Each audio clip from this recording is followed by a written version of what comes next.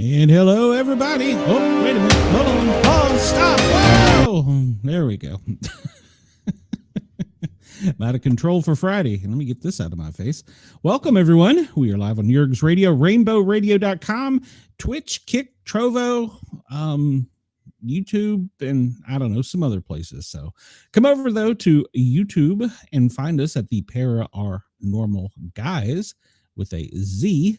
And like, follow, share, and subscribe. And you can join our chat where we usually have a pretty lively chat. I hope that everybody is having a great day. I hope they're ready for a great weekend. I don't think the weather's going to be so great here in the U.S., but, well, I guess it depends on where you are.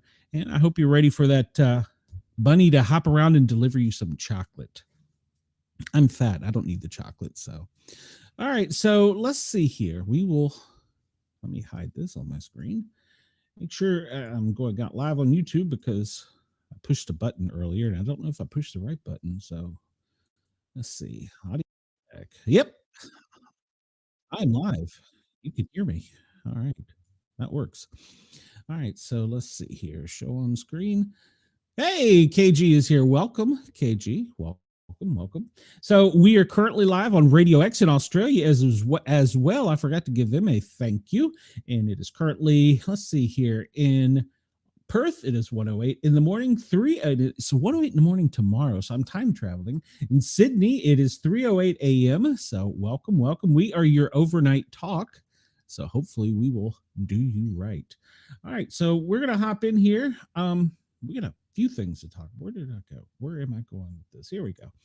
All right. So this is an important thing for everybody, especially in Australia, because Coles Liquorland, which is a local Australian company, has issued an urgent recall of two popular beers due to chemical contamination.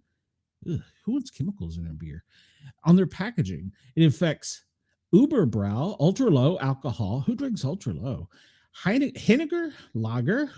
And while the issue stems from a chemical present in the outer packaging causing an unpleasant odor, stinky beer. That's, you know what German beer is? Don't at me. So what to do if you purchased it? Return it. Don't drink it. It stinks. The beer is recalled to Coles Liquorland, First Choice Liquor Mart, Coles Online. You can buy beer online in Australia. Interesting. Ubera Henniger Lager, food recall, product recall, Western Australia. Chemical. I guess those are the keywords. Ha! So, hello, Denise, and welcome. So, Denise, I'm going to send you and KG on a fishing trip for me because I went down a rabbit hole on something, and maybe you guys can help me because I couldn't figure this out. So, I wanted to talk about the beer recall because that's important to our friends in Australia. And I thought, well, there's got to be a page where we can go as Americans and find out what we have recalled. And I found out that you have to go to like the USDA, the U.S. Department of what is it? There's another one, Food and Drug Administration, and there's all these different sites, and none of theirs seem to all correspond. And you could even have a company like Walmart recall a product, and it don't show up on any of the federal sites. So it's kind of strange to me that we don't have one specific site to go to find recalled food or drink. So I don't know. It was a rabbit hole I went down earlier. But the most recent recalls have been Whole Food 99 Inkoi mushrooms. Gerber has recalled Soothe and Chew teething sticks. Ooh, that's important. Mayflower International recalled soybean paste. Dorado Nutrition Space Garden recalled spermidine. What is spermidine? Oh, it's wheat. All right. Blue Ridge Beef for your puppies and kitties have recalled some of their products, and celery sticks have made it on the recall list, as well as honey roasted peanuts from Heinen's. But this is from the U.S. Food and Drug Administration. Hey, Wendell, welcome to the chat. So yeah, I don't know that there's one specific site. See, you can get emails, but you'd have to get emails from multiple different ones if I'm understanding this correctly. So, all right, so that's just my thing. Wendell, we'll lead off with a story you'll like. Texas has been rocked by multiple earthquakes in the past 24 hours. And this article is updated as of 9 o'clock actually almost 10 o'clock this morning, Eastern time. It experienced multiple earthquakes over the last day. The most recent coming in at 3.3 USGS detected the tremor at 9:01 a.m. Eastern time in the western region of the state, 19 miles from Mentone. A 2.3 magnitude earthquake hit the same area about 2 hours earlier. Seismic activity above 2.5 can often be felt and cause minor damage. However, no damage or injuries have been reported after the 3.3. And this, like I said, is as of 9 this morning. So, so they've experienced, didn't we call this a cluster or a swarm yesterday? So they've had some swarm earthquakes in Texas. Maybe the aliens are underground trying to get out. State is known for, here we go. The state is known for its extensive fracking purposes and is not usually the direct cause of an earthquake, but the process of disposing wastewater through fracking can trigger tremors. So, okay, well, maybe that's it. It's not aliens tonight. KG says, I just Googled Ford recall this morning, 150,000 vehicles with brake issues. Yes, I saw that. I did see that. I think it's easier to find vehicles because I think they're all listed on like the DOT, I think is where it was listed. But you have to go to the CDC, the U.S. Department of Agriculture, the Food and Drug Administration. There's like, there's like 3 or 4 different places. I'm like, just tell me.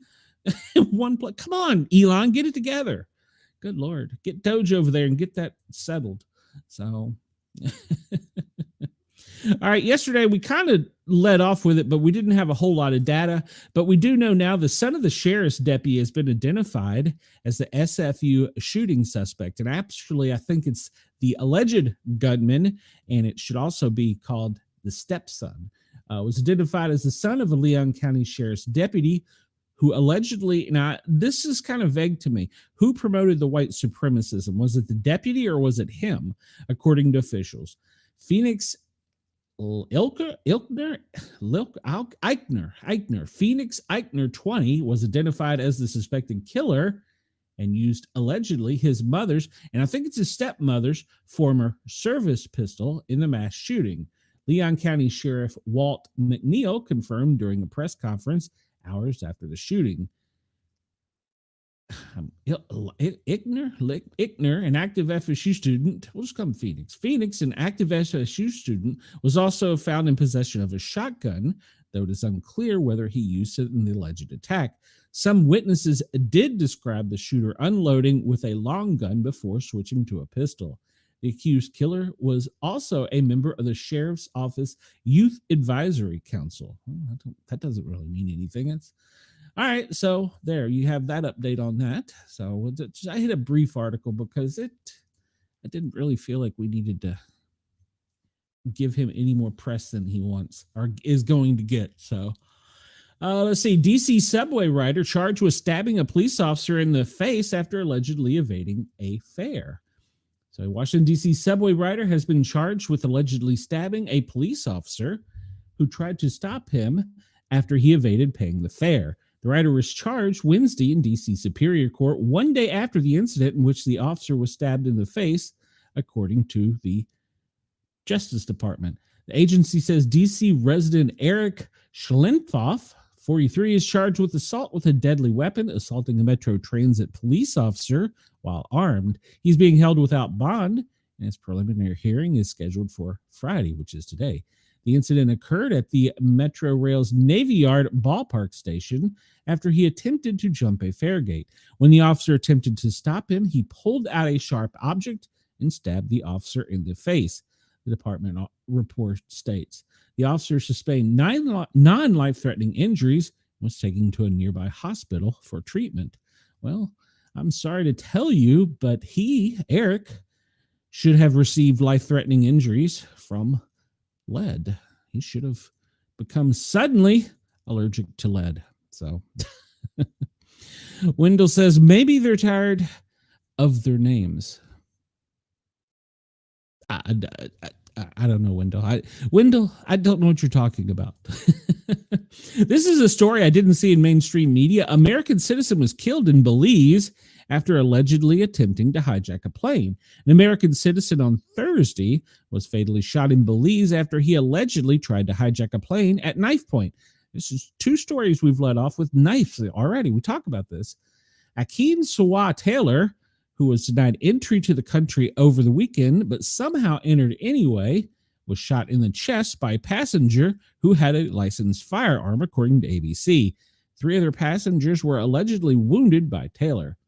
Police officials said that 14 passengers were on board the small plane at the time of the incident, including 2 Americans. All 3 people injured with knife wounds were from Belize. They claim that Taylor wanted to be taken out of the country and was demanding more fuel for the plane, which was almost out of fuel when it landed. The hijacking took place shortly before takeoff. It's not clear how Taylor was able to get aboard the plane with a knife. Okay, they're questioning how it's not clear how he got on board with a knife, but they didn't question that he was shot in the chest by a passenger who had a loaded firearm. So knife beats gun. We got that part, but you're saying it's not clear how he got on the plane with a knife. Well, how did the passenger get on there with the firearm? You can't do that in America. So I don't know. So there you go. That won't make the media here in the United States. So because when a good guy stops something with a boomstick, it just never makes the news for some reason. I don't know why. It's a shocking thing. All right, so I'm going to give you, I know this weekend that you're going to be out busy doing things and having fun, but I want to give you areas to avoid. A series of nationwide protests against Donald Trump and his policies are set to take place on April 19th. Hey, that's tomorrow. In all 50 states, while other protests will take place in the upcoming days. Why it matters? Well, since assuming office, Trump's popularity has fluctuated.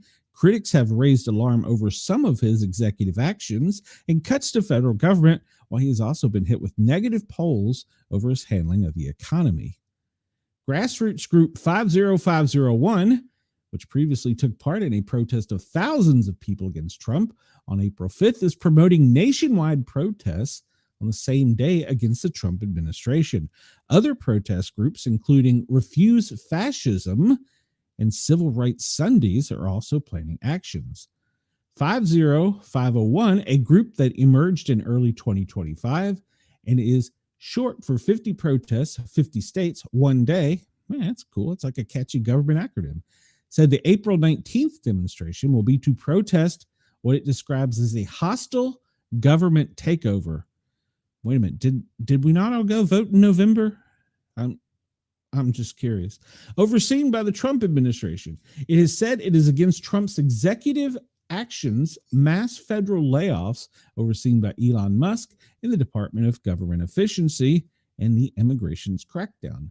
The group said on social media posts that it wants 3.5% of the U.S. population, which would be 11 million people, to participate. It said this figure would amount to the sustained resistance in order to make a difference. That sounds like some very scary wording. That would be, okay. A blog called We the People Dissent, made by author Kay Starling, has compiled a list of protests to take place between April 19th and 27th. A link to the website showing all the lists can be found here. And this is from a Newsweek article, which is published this morning at 10:04 a.m. Eastern time. So depending on where you live, you can look here at the map and see that, can we just open this image in a new tab? Let's just do that. Let me minimize that. Let's see here. There we go. Well, it's kind of small. Can't make that bigger. I can. Just kind of, I'll have to fix that. So there you go. Let me break it large here. It looks as though, wow. Looks like if you're in the Northeast, there's going to be quite a bit. Florida. Wow, look at Florida. There's a lot of them in Florida. There's, of course, down where I live in Georgia, there's some. Yay. So, but seems kind of sparse in the Montana, North Dakota, and then kind of down towards Texas, down in there. It seems kind of sparse. In Oregon, Nevada, seems kind of sparse too. So, well, there you go. So instead of going out and celebrating Easter, you should go out and protest Trump. So let's just pull that list up. Let's just see what happens. see if we can get an update. Oh, it's a spreadsheet. It's a spreadsheet, and it tells you exactly where by state to go. Huh. All right. Any requests from the chat, real quick? So that's not the button I wanted. I need this button. There we go. So let's see here. Alabama, where are you at, Wendell? Dothan. Well, you can go. You can go in Dothan for April 19th Day of Action. So can I make that wider? No, it won't let me make that wider. Let's see here. California. Oh yeah, shocker. California. Wow. California. Look at all that. Look at Colorado, Connecticut, DC, KG. If you want to go to DC on April 19th, they're having some events there. It might be interesting. Boca Raton, Claremont, Coca, Crystal River, Davenport, Daytona Beach, DeLand. There's two of them in DeLand. Dundon, East Hillsboro, Eustis, Fort Lauderdale, Fort Myers, Fort Pierce, Groveland, Jacksonville, Key Largo. Come on, Key Largo, really? Key Largo's a nice place. Key West, oh, come on. You're driving me crazy. Kissimmee, Lake County, Lake Mary, Lakeland, Leesburg Marathon, 2 and 3 in Miami. Good Lord. Mount Dora, really? Mount Dora, huh? Shocking. Orlando, that's interesting. All right. Pensacola, wow. That's the future home of the Sportcat, I think. And I see in Georgia here, Atlanta, there's two of them. So why is there going to be two of them in Atlanta? But anyhow, and let's see, Decatur, that's right by Atlanta. Johns Creek, that's right by Atlanta. Tucker, that's stop the cuts in Tucker. Probably like two people. All right, well, there you go. So if you want to go out and join some of these, you can see this list. It's linked to Newsweek. And if you do go out and join, maybe you can report back to us and let us know how much fun they were. Because I'm going to imagine they're going to be a barrel of fun. They seem like such people I want to go hang out with. So, all right. So we'll go on. And Wendy's, apparently, the person who is on X for Wendy's that does their X's or tweets or whatever they're called, they're golden. They are golden. They come up with some of the best things. So Wendy's roasted Kate Perry for space flight and then chickened out. Can we send her back? was their tweet with a picture of Kate Perry. Upon her return to Earth, following her 11-minute suborbital, that's key words there because they keep calling themselves astronauts, but astronauts go into space. Sub means below. Aboard Blue Origin, Kate Perry claimed that the flight had the unique opportunity to unify the country. I don't think it's exactly how it worked out for her. So, okay. I don't think that's exactly how it worked out for her because a lot of people are saying you spent more than enough emissions and footprint for, I think, like 20 households in a year or something on that. So, but yeah, and they're blasting rich celebrities for going on a, and I'm sure I'll get added for this, a ride. So, because they went on a ride, because if you're going to go on a space flight, first off, you're going to enter space. They were subspace, so they were not on a space flight. Second off, if you're in a vessel that you can control, and when I say control, you can steer or somehow make it go left, right, aft, forward, down. You could somehow control it. And it would have some type of navigational system complete with lights. None of those are on that phallic-looking ride. So they went on a ride because a ride, you get in, you get buckled up on, it does its thing, you enjoy the ride, then you get off the ride. That's what they went on. So, but yes, they mocked the flight in a viral tweet. And we're going to talk also about this. And they said, can we send her back? And Keisha used the post. I really don't know what the dig between her and Keisha is. I don't really care. But at any rate, but somebody apparently complained. The corporate lamos at Wendy's have gotten involved and released a heavily sanitized statement, seemingly meant to get back in the singer's good graces. We always bring a little spice to our socials, but Wendy's has a ton of respect for Kate Perry and her out-of-this-world talent. I just can't. The fast food company said in a statement on Thursday. The corporate response followed a lengthy 5-paragraph statement provided to People magazine and attributed to a source close to the situation that derided They read it too. Wendy's for posting blatantly inappropriate tweet that was meant to publicly demean a woman. It was a joke. Wendy's didn't make a joke. They made a choice. Their recent post on X aimed at Kate Perry was not only disrespectful, but blatantly inappropriate. It's a joke. Hey, all right, Denise, I hope you're well. Hit us up later on. We'll talk to you soon. Be safe. Let's see. So, yeah, all right. I'm just going to leave that alone because none of my comments will probably make the situation any better on her suborbital ride. Now, my next question. All right, we're going to go there. Since we're talking about it, what do you think? Did they really go to space? Did they really go suborbital? Or was it all staged? Ever since Kate Perry and Gayle King took their 11-minute trip to the edge of space, the internet has been ablaze with wild theories. According to the internet-dwelling conspiracy theorists, the all-female crew's journey on Jeff Bezos' Blue Origin rocket was an elaborate hoax. Now social medias have latched on to yet another bizarre detail as proof that the crew never went to space. On X, formerly Twitter, commenters claim that Kate Perry's hair didn't float like it should have if she was in microgravity. In particular, conspiracy theorists have latched to the fact that NASA astronaut, a true female astronaut, stuck up in the air at wild angles during her time on the space station. Yeah, she was quite known for that. One spectacle commenter complained the real astronaut lady that SpaceX saved had her hair all raised. This is so fake. Maybe she has a lot of hairspray in. I don't know. Well, look at the lady behind her. That's Gayle King, too. Her hair is up. And even if you went up, your hair should be pushed down by G-force. If you're coming down in your weight, it at least should be whatever. So the strange video showing Gayle King's hand disappearing has once again sparked rumors. Her hand disappeared? I haven't seen that one.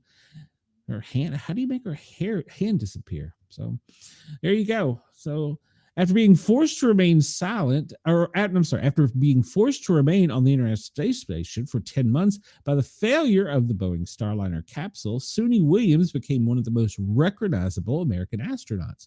It's hard to forget that face, isn't it? But look at her hair. Her hair is, but she's in space. She's not suborbital. So Williams' permanently vertical hairstyle even caught the attention of President Donald Trump. Almost called him Donald Reagan, who dubbed her the woman with the wild hair. That's funny. However, that's probably not funny. It probably offended somebody. However, many social media users have pointed out the crew of the Blue Origin mission NS-31 didn't react the same way during their few minutes of free fall earlier this week. One commenter wrote, "Watch their hair, then look at Sunmi's hair while in space. This is all fake." Another confused social media user added, "I have long hair, and when I'm underwater, my hair just flows and sways and goes with the emotions in the water." You see none of that in these fake space photos. One commenter complained why Kate Perry and the other females not tie their hair before leaving, why it seems like fake stunt to me. Of course, this ignores the obvious explanation that Kate Perry and other members of the crew had their hair styled on the ground before leaving. Because if you were a real astronaut, wouldn't you have a helmet on that would mess up your hair? I had headphones on. It messes up my hair. So anyhow, but that hasn't stopped the conspiracy theorists from looking elsewhere for evidence to support their bogus claims. In a video posted to TikTok, one user claims that CBS Morning co-host Gayle King's hand disappears during the footage of the crew enjoying weightlessness. In the video's caption, the user writes, "It's not real, it's fake. Don't believe me. Find the original video, download for yourself, super speed it down. What's going on? What are they distracting us from?" I have goosebumps. In the comments, users flocked to express their support for the claim, with one writing, "I think you've done a great job uploading this and trying your best to show everyone what they can't see. If anyone can't comprehend, they will find it elsewhere. No need to apologize for the eye-opener." However, the video's claim is incredibly easy to debunk with any level of fact-checking. Watching the original video posted by the Blue Origin at low speeds reveals no distortion of her hand whatsoever.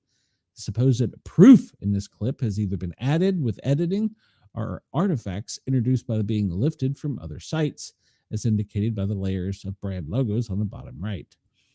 So that is a weird looking hand. I don't know. Some people say it's a mannequin. I've heard that theory. And then if they were in space and you look at other spaceships, when they re-enter Earth, there's from the heat, there's burn marks, but there's none of that on this perfectly white vessel. So the flight included a mannequin which had been jokingly nicknamed Mannequin Skywalker. Ah, okay. So they did have a mannequin on board. And then the famous were apparently Kate Perry wasn't supposed to open the door. Only Jeff Bezos could. She opened the door and they were like, no, close it. And then he came a few minutes later and opened the door with a special tool. I don't know. I don't think they really went to space. And well, I know they didn't go to space. They went on a suborbital ride. I know that for a fact. But let me say, I know that's what they were supposed to be on. I don't know that they actually pulled this one off. So, all right, we're going to cover a little bit of political news because, well, we encourage people at Yerg's Radio to come over here and flame me and at me. So we're going to talk about this as from Just the News. Before weaponizing Russia against Trump, Biden and other Democrats reaped lubricant benefits. No. From the Clinton Foundation to Hunter Biden's business dealings, prominent Democrat families appeared to benefit from the Obama reset of relations with Russians, including oligarchs, investment banks, and energy giants. While Democrats weaponized invented Russian collusion claims in an attempt to sink President Donald Trump's first term, in retrospect, the party's leaders have often gone soft on Russia when it wanted to reap financial or political benefits for themselves or their allies. From the Obama era Russian reset, the Secretary of State Hillary Clinton investment project, and Hunter Biden's business in Moscow with the President Joe Biden's waiving of sanctions against a Russian pipeline, key Democrat figures reaped political and financial benefits from going soft on Russia. Newly declassified documents produced by the FBI and the Department of Justice crossfire hurricane investigations into allegations that then candidate Trump are members of his campaign coordinated with Russia to influence the 2016 election, wholly discredited the probe. For example, one key informant's account was deemed unreliable. An official disputed a key media narrative, and key source Christopher Steele leaked his infamous dossier to the media. Last week, FBI Director Kash Patel transmitted to Congress hundreds of pages of declassified documents from that investigation following a declassification executive order from President Donald Trump last month. Just the News, that's the name of this site, made all 700 pages from the declassified binder available to the public. So you can go to Just the News, find this article, and download it if you want to fact check what I'm reading. Despite several years worth of focus on the allegations from the Democrats in Congress, an investigation by special counsel Robert Mueller did not establish any criminal Trump-Russia collusion. Special counsel John Durham, appointed to review the probe, ultimately concluded that neither U.S. law enforcement nor the intelligence community appears to have possessed any evidence of collusion in their holdings at the commencement of the Crossfire Hurricane investigation. The Russian reset. After Russia's two invasions of Ukraine, first in 2014 and again in 2022, senior Democratic leaders roundly called out Russia and its president, Vladimir Putin's aggressive behavior, primarily targeted at the country's smaller neighbor, Ukraine. But in the years before Moscow's invasions, Democrats enriched themselves politically and personally from the Russian oligarchs and businesses in the region while empowering Putin with energy and technology deals that still haunt America today. President Barack Obama, after taking office in early 2009, set in motion the merging of U.S. business interests with the Russian economy through the famous, quote, reset in relations between the two powers. Obama's reset began in 2009 in an effort to cool tensions that had ballooned after Russia's invasion of the smaller neighbor, Georgia, in 2008. The reset set stage for several prominent Democrats and their benefactors to profit from the burgeoning business opportunities in Russia being facilitated by the Obama administration. In one case, the policy of Obama's Secretary of State Hillary Clinton to support the development of Russia's Silicon Valley, known as Skolikovo. Many have undermined U.S. national security, while the family's Clinton Foundation pocketed donation from Russian donors after Russia's first invasion of Ukraine. She would later make an about face, instigating a narrative wherein Russia allegedly interfered and deprived her of victory in the 2016 election in which she was a candidate. She called her opponent Donald J. Trump a Trojan horse for Putin.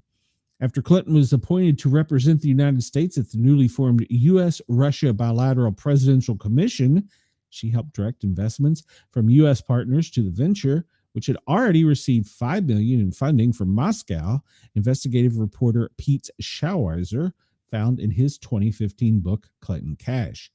The Skolkova project received backing and support from Clinton Foundation donors like Google, Intel, Cisco. Additionally, donations from Russian businessmen tied to the Skolkova project flowed to the Clinton Foundation. Andrei Vavlov, chairman of SuperOx, which is part of Skolkova's nuclear research group, donated between $10,000 and $25,000 to the foundation. Scheisler reported that Skolkova Foundation head and billionaire Viktor Vekselberg also donated to the charity through his company Renova Group. Clinton's spouse, former President Bill Clinton, also reaped rewards from the Russia reset, collecting a $500,000 speaking fee from a Russian investment bank, Resistance Capital. The speech came at the same time that Secretary Clinton was opposing sanction measures on Russian officials that later became the Magnitsky Act, Fox News has reported. The Bidens in Moscow. Obama's vice president, Joe Biden, gave an early voice to the administration's new policy towards Russia weeks after their term in office began. The first few years have seen a dangerous drift in relations between Russia and members of our alliance, Biden said at a Munich security conference in 2009. It is time to paraphrase President Obama. It's time to press the reset button and revisit the many areas where we can and we should be working together with Russia. Hunter Biden, the vice president's son, and his business partners took full advantage of the new thaw, waging a concerted campaign to squeeze oligarchs in Vladimir Putin's country for investments. An effort that ultimately paved the way for the first son to score big payday from Burmese holdings in neighboring Ukraine, just the news as previously reported. Hunter Biden and his partners' pursuit of Russian riches began as early as 2010 when the reset was entering full swing with payments from a Moscow-based machinery firm and its patriarch. And they intensified a few years later at the time when Joe Biden's son was actually still serving as a U.S. Navy officer, according to bank records, emails, and congressional testimony. Along the way, Hunter Biden and his partners, Devin Archer, discussed plans to open a Moscow office for their Rosemont Seneca partner firm, created a U.S.-Russia-based coalition, and pursue a real estate venture with one oligarch that could have topped out at $1 billion, the evidence showed. Wow. Ahead of the Russian seizure of Crimea and covert invasion of the Donbas region of Ukraine in 2014, Hunter Biden and his company were on the verge of significant expansion in Russia after years of courtship. Rosemont was working on developing a real estate fund targeting the potentially lucrative Russian markets as relations thawed. To that end, the younger Biden and his partner, Devin Archer, courted Putin-friendly oligarch Ara Abraham to back the new entity called the Rosemont Real Estate Acquisition Fund 1. They also plan to form an action plan for the U.S.-Russian Business Council concept, an investment in something called the Cantor Russian Casino Project. The plan also listed a Rosemont Moscow office, signaling Rosemont's full commitment to the Russian market. The emails have previously reported, as shown in Just the News. The plans for Rosemont Real Estate Empire, however, ultimately fell through after Russia invaded Ukraine in the spring of 2014, according to Archer's testimony to Congress during the impeachment inquiry into Joe Biden and Hunter Biden. They scrambled to recover their businesses and look for investors based outside of Russia, which eventually led to Hunter Biden's now infamous work with the Ukrainian energy company Burisma Holdings. Within taking months in office, January 2021, then President Joe Biden was presented with a thorn in the U.S. relationship with a key NATO ally, Germany. The ongoing dispute over the Russian-built natural gas pipeline Nord Stream 2, which was set to deliver energy supplies to Germany until U.S. sanctions interrupted the project. Yet, despite publicly touting his criticism of Russia and Putin, as well as warning that the country was America's biggest threat, at the same time, Biden waived all sanctions on the Nord Stream 2 gas stream pipeline, sacrificing a policy of preventing Russia from exploiting its gas supplies in order to improve relations with Nord Stream customers who were our European allies. Coincidentally, one of the main U.S. lobbyists supporting Nord Stream project, Richard Burt McClartney, associate and former U.S. ambassador to Germany, donated a total of $15,000 to Biden's presidential campaign in 2020. Just the news as previously reported. The sacrifice of sanctions improved relationship with Germany was short-lived because little more than a year later, Russia would launch a full-scale invasion into Ukraine, and the pipeline was ultimately damaged in an apparently sabotage attack later that year. All right, so I read that whole article just to tell you that our politicians are corrupt. Shocker. So that was from Just the News. That was published today by Steve Richards at, I think, around 10 a.m. 10:58. So, all right. So let's see what else we have here. We'll continue with just news.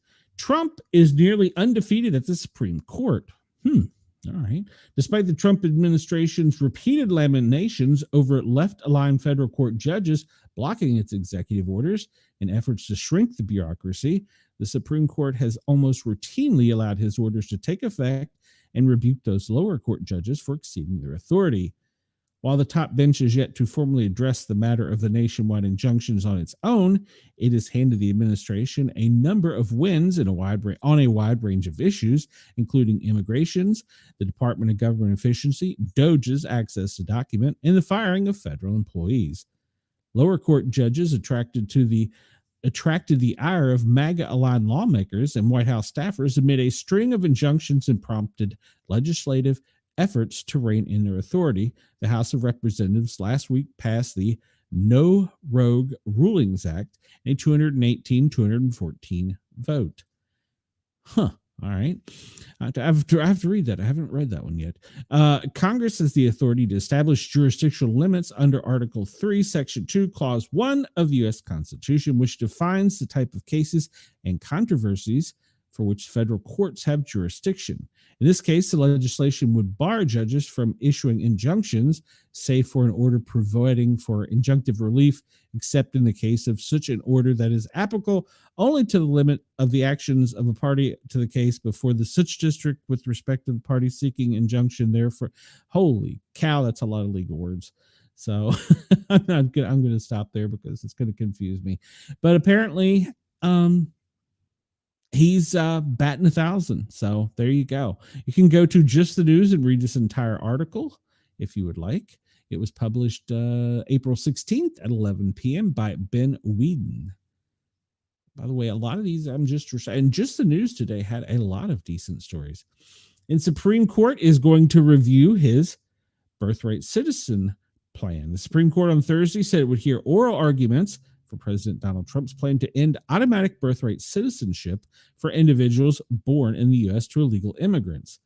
Trump ordered the end to birthright citizenship has been halted by 3 district courts across the United States, according to the AP. The Supreme Court will now hear the argument on 15 May. The Trump plan to end birthright citizenship is blocked until then. So, all right.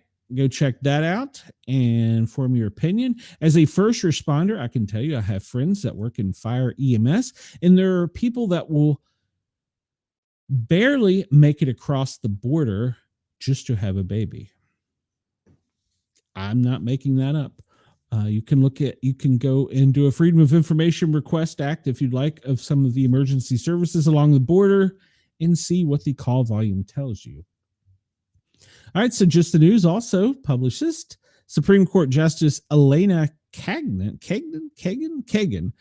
I should know our Supreme Court justices' names. Denied emergency appeal to halt deportation of Mexican immigrants.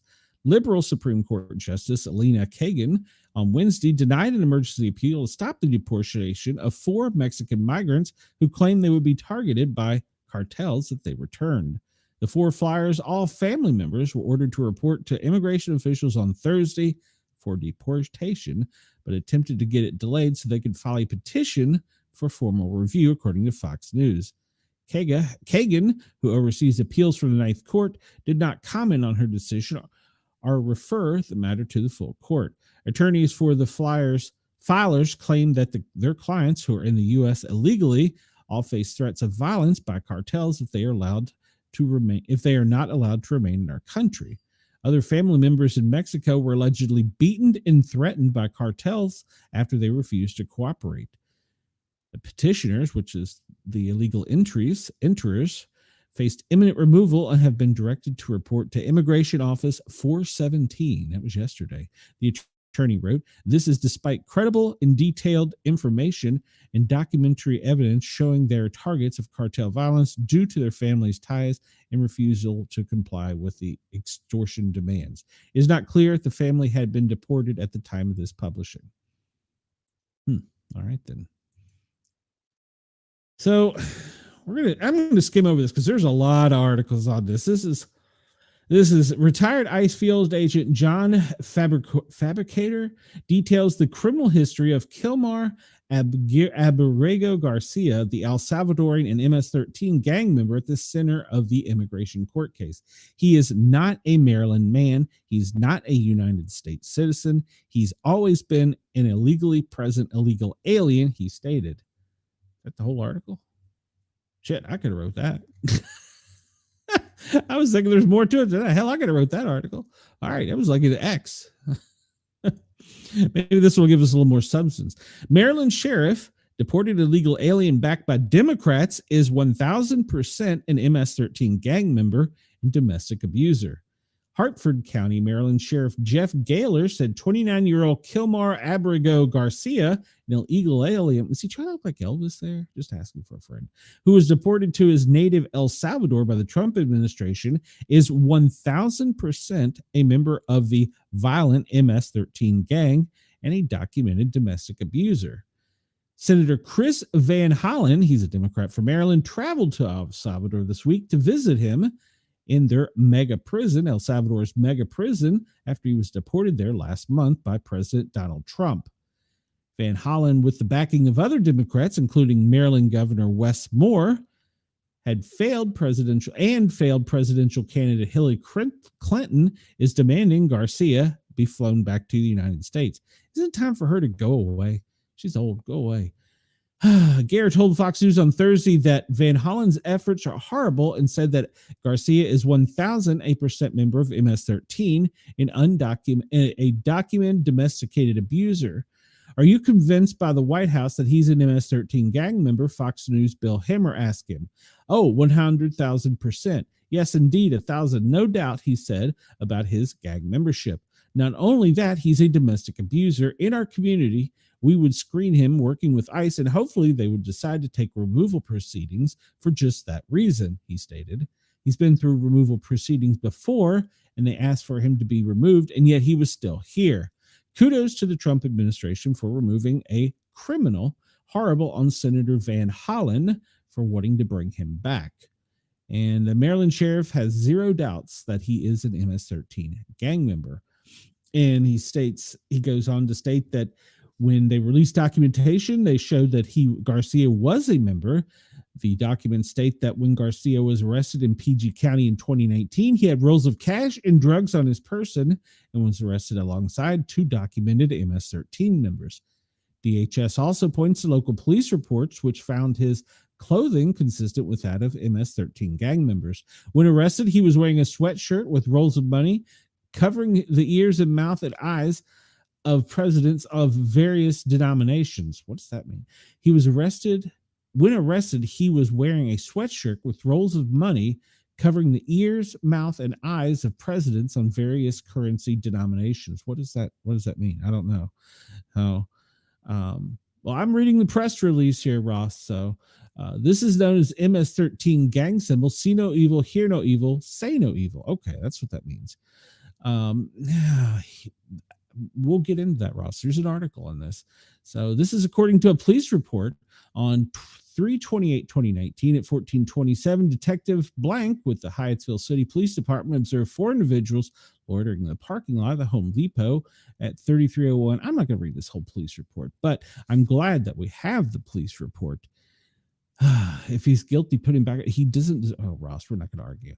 DHS also notes that 2 federal immigration judge. Oh, he did see a judge, Ross. The DHS also notes that 2 federal immigration judge found the claims that Garcia is a member of MS-13 to be credible enough to keep him in Immigrations and Customs Enforcement until he was released.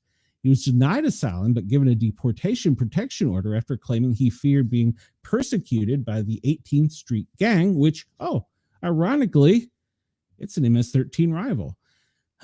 Most recently, documents show Garcia's wife, Jennifer Vasquez, petitioned a Maryland court for an order of protection against her husband for beating her. This is a temporary order, TPO, temporary protective order from District Court of Maryland, PG. You can go online and read that. It's quite extensive. And a new report from the Tennessee Star also suggests that Garcia was involved in a human traffic operation in December 22. All right, so you can read all these documents. They are made on Breitbart. That was published today. And check it out. And you can go read the actual police reports, the judge's rulings, and the TPO for yourself. You can't debunk a criminal document. So, all right, so that's from Breitbart. And we're just going to hit it again. Ross is going to probably take me off Jurgen's radio. Garcia, the deported El Salvadorian man. This is also from Just the News, published April 16th by John Solomon. The Salvadorian man at the center of the historic immigration case admitted to authorities in 2019 when he was first detained that he entered the United States illegally. So by his own admissions, and he stated he had no basis for seeking asylum, according to police reports that identified him positively as an MS-13. So, good Lord, Ross. Records, you can argue that it is, but you can go look at the documents yourself. He was interviewed by local police and ICE officials, taken into custody in 2019 in D.C. suburbs, and provided detailed information on how he crossed the southern U.S. border illegally. See right there, that word right there, illegally. Illegal means you're a criminal. If you do something illegal, you're a criminal.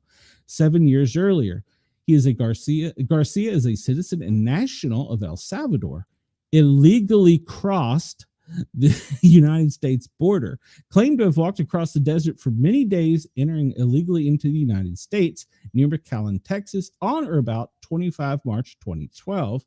He showed that he has no immigration history. He was offered a chance to claim he needed humanitarian assistance for illness or had reason to seek refuge from persecution, 2 grounds for asylums, but he denied needing either. In fact, he told authorities he was willing to leave the United States. Well, okay. Ross, you want me to tell both sides? I'll tell you both sides. The Dems 13s need a martyr of riots. That's what the Dems need.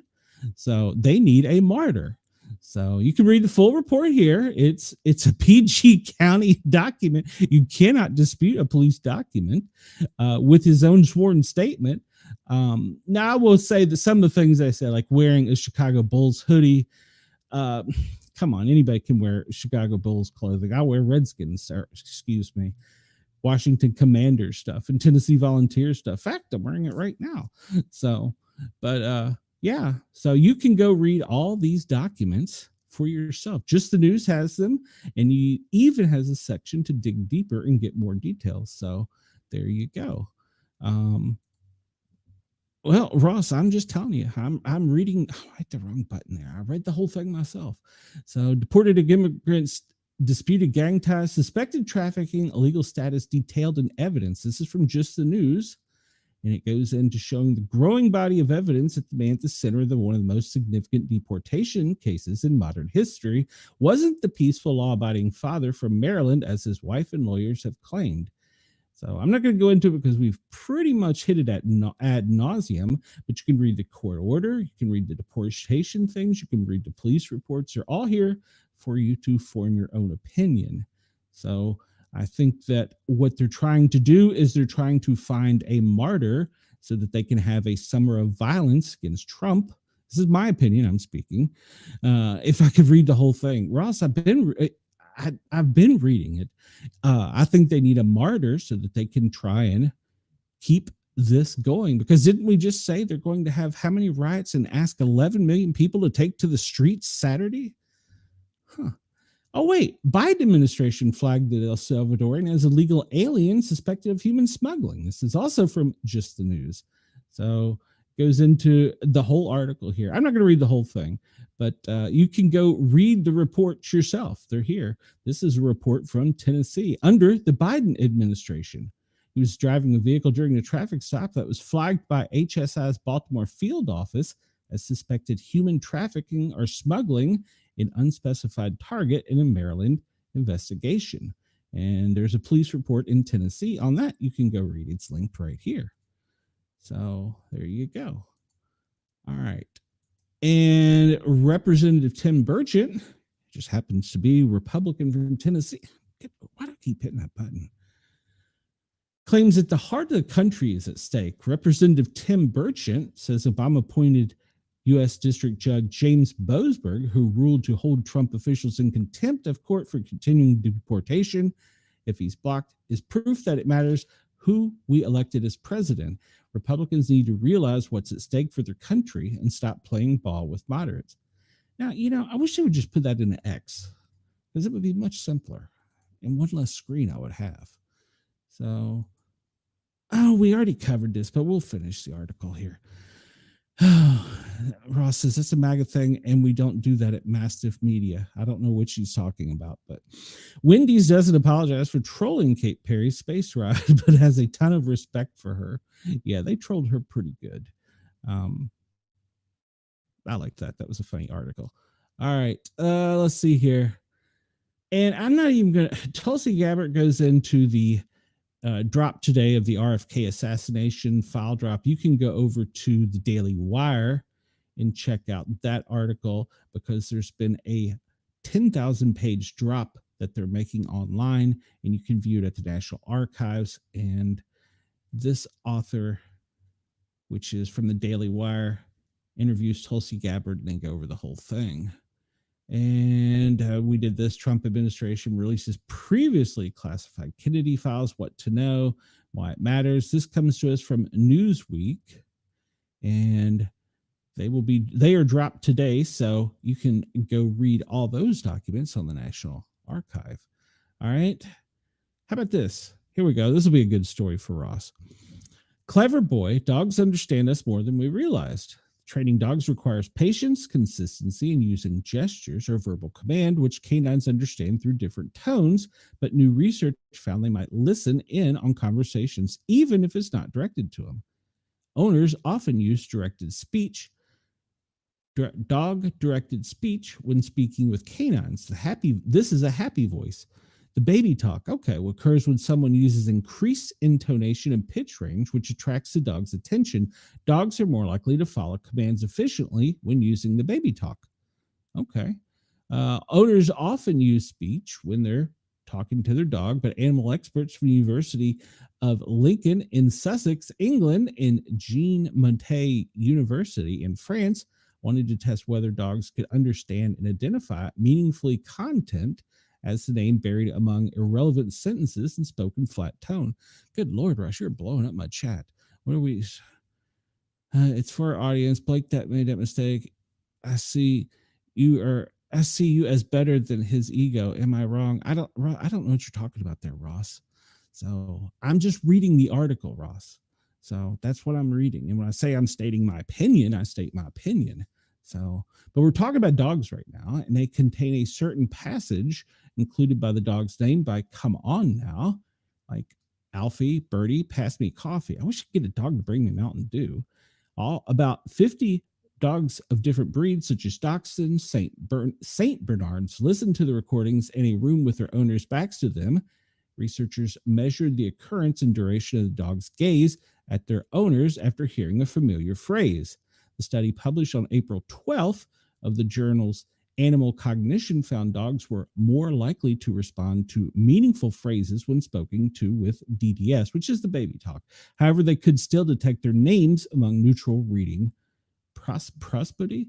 Researchers noted that dogs' ability to recognize speech could also have been aided by pauses owners made in the recording. They found that the dog's brain can sift through speech without exaggerated cues, tones, and movements, which was previously believed to be unique to humans. So there we go. Our dogs are smarter than we give them credit for, and I still can't get one to bring me a Mountain Dew. And Ross says you were being actually misleading, unlike me on YouTube. and you did hold on a minute, and you didn't talk about an opinion. No, I did say my opinion is they're looking for a martyr. That is my opinion, so that they can do this 11 million man thing. That's what they want. They want a summer of uprising, and I don't think that is my opinion. But I think we can look and see what will happen in the near future, because people are calling for things to happen. And I'm kind of confused about this. Why are they calling Superman Christ or Moses? They say that Superman has religious and ethical undertones that add to his mystique. He was born Kryptonian, raised Methodist, and sketched into existence by two Jewish teens in the 1930s in Cleveland. Faith and morality are his DNA. There are no overt religious references in Superman, but over 8 decades, he's been viewed as a divine entity, a savior figure. His sacrifice Christ-like, his will to lead as strong as Moses parting the seas, and his compassion akin to Buddhista, an enlightening being who guides Buddhists on spiritual paths. While scholars, comic book writers, and fans alike are struck by the religious undertones in Superman, they say what separates him from the ever-growing superheroes is his singular ability to bring hope to a hopeless world. And then, of course, James Gunn sparked it all with the Superman that he made. So where Superman wasn't as good as we thought. So this article comes to us from AP. You can go check it out. It to me kind of hit me, since I'm a comic book fan, and I've never seen a reference to where I would have thought he was either of those two. That's my opinion too, Ross. I've never seen it where I thought that Superman was God or Moses. So, and we won't cover, well, we'll show the video. How about that?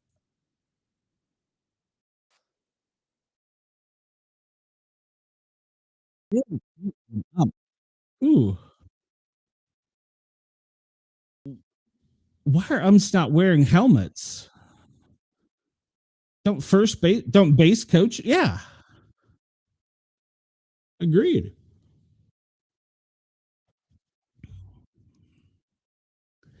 That had to hurt. Holy cow. Yeah, I would have thought that base coaches have to wear them. Why do umps not have to wear them? All right, so we will get back to this because we're sending more Navy to the southern border, but let's get into what we normally talk about. Get into happier things over here. Today is, where'd it go? Wait a minute, bring it back. Today, April 18th. That is today, right? Yes. It is National Exercise Day. Not for me. It's Good Friday. It's the Friday before Easter. It's National Clean Out Your Medicine Cabinet Day through the third Friday in April. And it's National Animal Crackers Day. I haven't had an animal cracker in years. A National Poem in Your Pocket Day, and National Columnist Day. National Lineman Appreciation Day. We do appreciate them. All right. So it was the top of the hour, and I forgot to mention, thank you to Yerg's Radio, Rainbow Radio, and Radio X in Australia.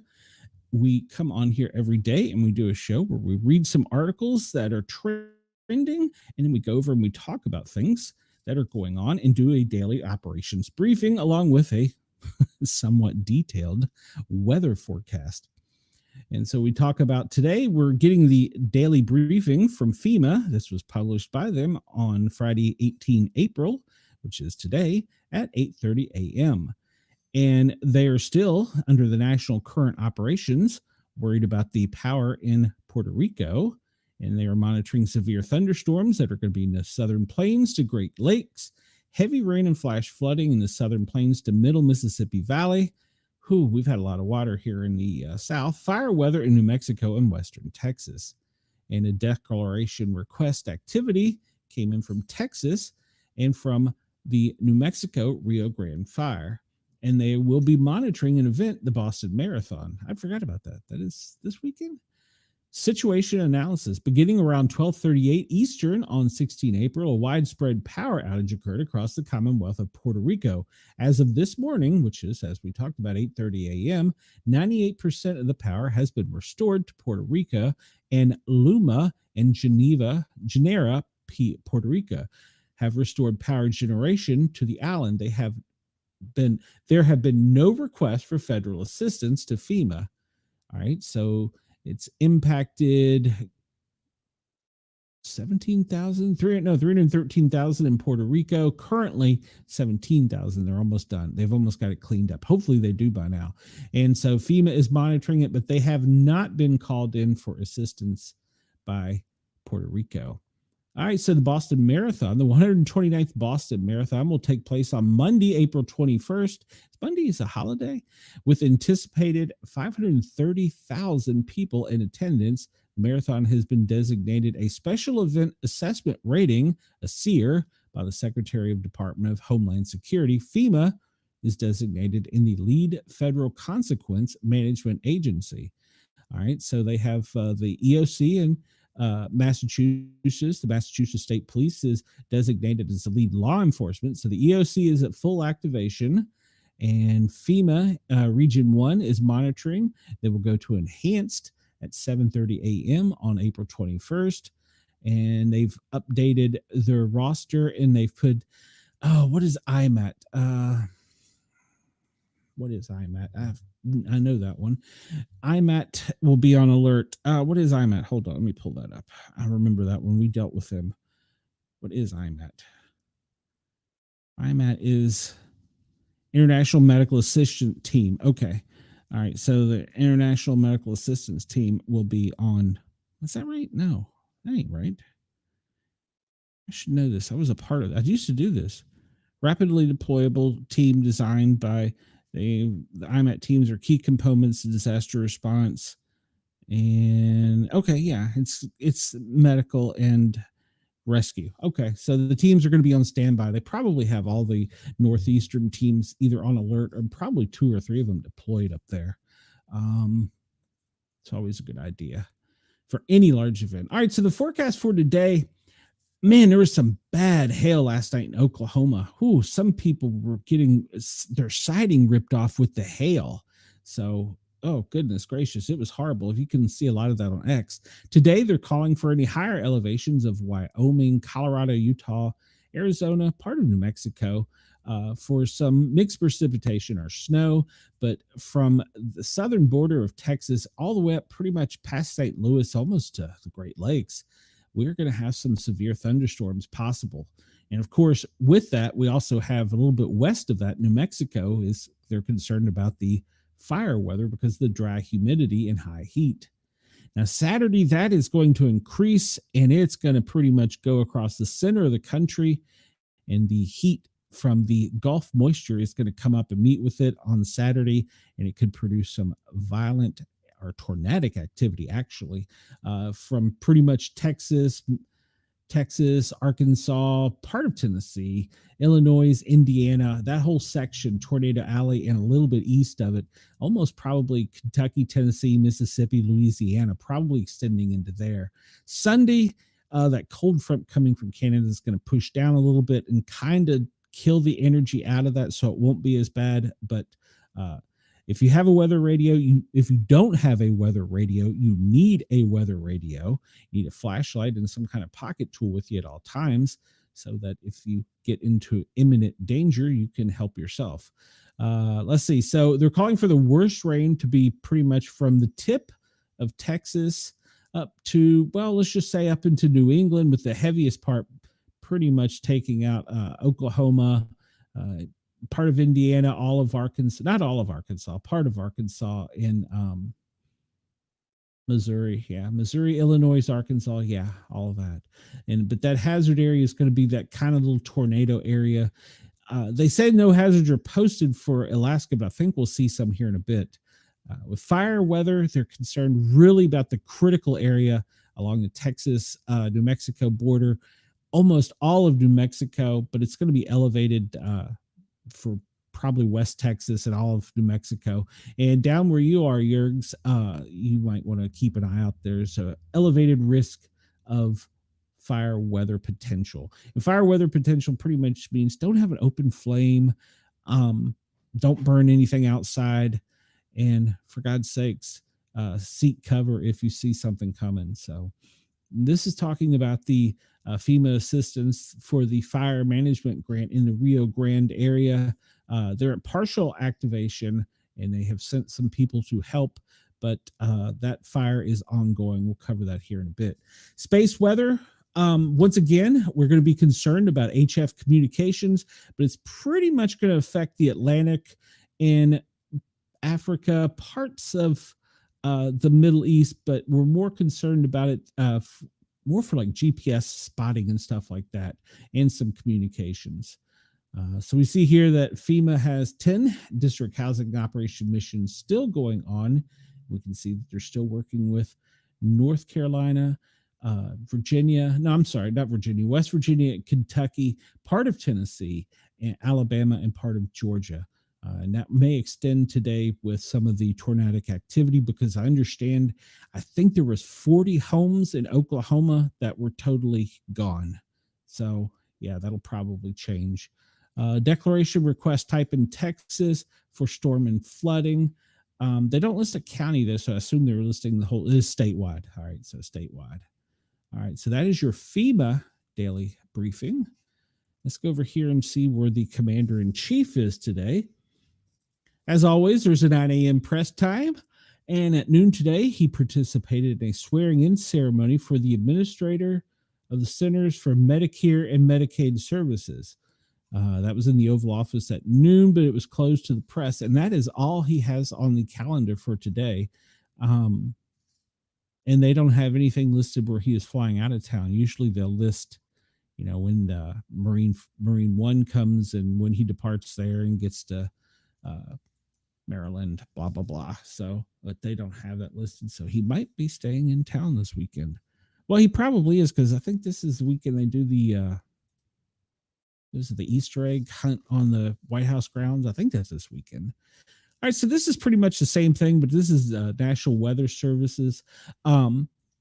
They say that there's nothing to be watching in the Atlantic.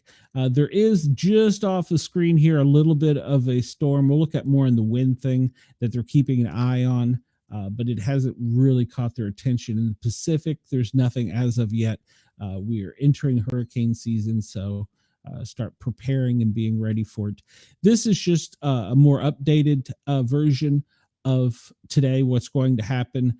And we still look at the center of Texas, pretty much up through Illinois, almost into the Michigan region, that whole tornado area there for severe thunderstorms. We know that last night in the tip of Oklahoma, there was some severe hail, some tornadic activity, and it was reported up to 40 homes were lost. Tomorrow, it's going to pretty much from Kansas City down to central Texas. It's going to be the worst part, but anywhere in the shaded in zone here, pretty much Texas, Kansas, Arkansas, Oklahoma, Missouri, Illinois, Indiana, Ohio, Pennsylvania, New York, up into Vermont, New Hampshire, Maine. You can expect some rain, but the most heavy is going to be in the center of the country with that tornadic activity.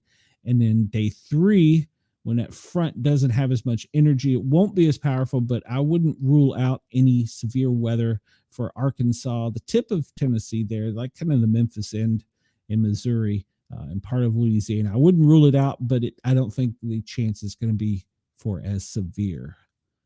All right, this is our current radar, and let me make this larger. This is brought to us by GMA. This is our current radar. And we see right now the only thing significant is up in Canada There was some storms earlier up in Detroit and Michigan. It looks like they're kind of over the Great Lakes now, with some spotty showers just really across the you know east or west of the Mississippi. Just some spotty showers. The blue dots are earthquakes. We see the winter weather advisories are for pretty much all of Colorado and part of New Mexico. And we see flood watches in Illinois, Kentucky, down into Arkansas, Louisiana, and Texas. That's going to be for later today when that storms really kick up. All right, let's go look at some weather in Australia since we've talked everything about America. Let's see what's going on over here. All right, so it looks like Cyclone Earl is currently a tropical low, so it is no longer a cyclone. It looks as though the cone of uncertainty is going to bring it just to the northeast of Broome, and currently it looks like he has about 35-mile-an-hour winds. Now, this one up here is a tropical low, and it's just going to kind of skirt the Northern Territories beaches up around Darwin and stay offshore. It's going to be moving from the east to the west. So that is their cyclonic activity. Let's pull up their radar and see where the rain right now. Pretty much the rain is north of Broome. Canar, you have some rain falling now. It looks like it's very light and some light rain associated up on the northern coast, very light. And then down in Queensland, some light precipitation. South Australia, along the shoreline there, you've got a little bit of precipitation, but none heavy. It looks like today, looks like it's going to be a fairly warm day. It's going to be in the 80s in Port Hedland and Broome, and up around Catherine, 74, dropping down south. Geraldton and Perth, you're going to be in the 60s. In Western Australia, the center of the country looks to be the warmest, up around the Northern Territories in the high 80s. And looks like over on the East Coast, it's going to be kind of cool in the 50s and 60s. So it doesn't look like too bad of a day at all. Let's take and move this over to the United States and see what current temperatures are. I can't wait to get back to my office chair. Holy cow. Kills my back. Down in Tampa, it is currently 87. Key West, what is it down in Key West? It's only 77. In Atlanta is 79. Over in Birmingham, 80. Up in Knoxville, 81. In DC, it is 75. Up in New Hampshire and Vermont, it is in the 60s. They still had snow as recently as 2 days ago. Columbus, 69. Up on the Great Lakes, you're looking at Toledo, 78, 77 in Indianapolis, Lexington, 78, Bowling Green, 79, Nashville, 79, Memphis, 80. That little heat wave right across the center of the country. It's causing all that rainfall and tornadic activity. Down in Texas on the southern coast, it's going to be in the high 80s down there. That looks to be the warmest part of the country is Dallas and Lubbock and Houston. So Texas gets the prize today for the warmest spots. Up in Seattle, it's currently 60. Medford, Oregon, you're 64. Reno, 46. And along the coast of California, it looks to be anywhere from the 60s to high 50s. All right, let's look at precipitation. And currently, as we discussed, there's just some light rain between Vegas and Denver, but nothing significant. That's going to be probably a little snowfall. A friend of mine reported they had 2 inches in Colorado overnight. In Kansas City, a little bit of precipitation. St. Louis, a little precipitation. This will really kick up later this afternoon. Up around Detroit was where it was most active earlier, and right now it's currently in Canada, coming into Erie. So I think hopefully that's going to skirt up along the Canadian border in New England and stay out of our hair, but it might be a little tricky in upstate New York later on today. And let's see. Satellite radar, we did all that. Let's go over here. And this, I just bring this up because, well, it's the big, blue, beautiful, perfect round globe. And you can see the world in real time, and it just shows you the cloud cover. And you can spin it around and look at everywhere except for the bottom. You can't look at the bottom for some reason. There's no clouds down at the bottom. It's only a black void. I don't know why. Uh, it's a joke. But yeah, you can just look at the cloud cover. We've pretty much talked about all this. So there you go. There's that. And we'll move on. This is the current wind map. Actually, let me update this because this is when I pulled the map up earlier. This is as of 2/10/14/10 Eastern. The highest wind speed in the country is currently at 35. We see pretty much that cold front is trying to push down, and it's just northwest of Dallas, where it's got that little wedge there coming off the Rocky Mountains that's pushing it northward, kind of northeast up towards Chicago, Columbus. It's pretty much straight line off of the Atlantic coming out of New York. But down in the Gulf, that moisture is trying to pull up, that energy is trying to pull up through the south and go to the northeast. And that's where it's going to draw energy later today. There's not really a lot of wind on the west coast coming off of the Pacific, but if you get down lower towards the border, most of that is coming across Mexico from the Pacific into the country. And it's kind of turbulent. It's always kind of turbulent. We'll look at that on the air map here after a while in the Colorado Rocky Mountain regions. Those mountains will cause the winds on both sides to be a little bit squirrely, but we'll look at the bigger picture here in just a minute. I pulled this up earlier. I'm going to refresh this because I believe that it has moved on slightly still in Detroit. Let's zoom in on Detroit. Actually, it's Pontiac and Serna going into Canada right now is most of the electrical activity, the lightning activity. It's moved on. It's pretty much between Serna to London, and then it skips above Hamilton. So up above Toronto, and hopefully that will continue to skirt up towards Ottawa, Montreal, Quebec, and not really be a big concern for the Northeast because it's cooler up there. It should lose energy and not be as violent after it gets towards upstate New York. Should, keywords there, should. There's a little cell down on the New Mexico, Arizona border that's got a little activity. Maybe actually we'll just say on the four corners there's a little bit of electrical activity, but nothing significant.